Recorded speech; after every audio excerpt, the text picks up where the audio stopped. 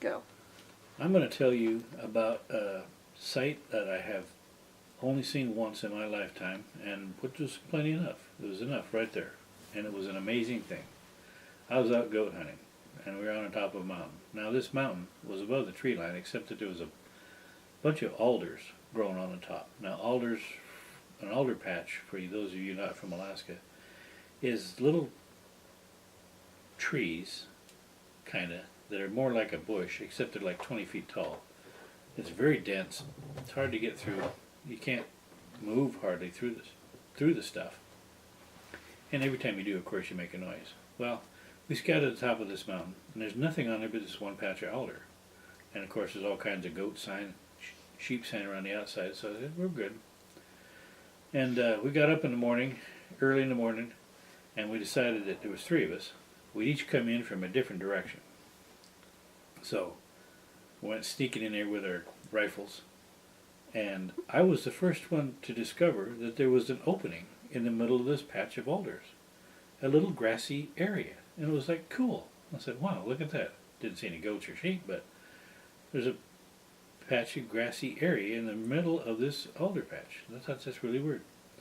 So I'm standing there, and I realized there's something in the middle of the meadow, and it's steaming. I thought, well, that's weird. So I walked over to it. It was a knee-high pile of bear dung, and it was steaming. Think about that for a minute. I'm on the top of a mountain. I didn't see any bears. It's in an alder patch. I didn't hear any bears. There's a steaming pile of bear dung in the middle of a meadow on the middle of this top of this mountain. So I did the only logical thing. I put a round in the chamber of my gun, took the safety off, and guarded that pile of dung. When my other two friends showed up, they looked down it, and they did the same mental exercise that I'd done.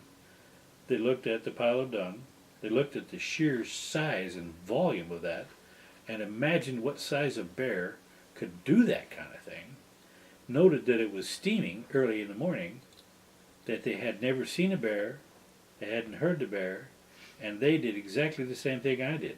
They threw one in the chamber, took the safety off, and we all stood around guarding that pile of dung. We guarded that pile of dung for 2 hours. We never saw a bear. We never heard a bear. But we know a bear was there, and we guarded his dung faithfully for 2 hours.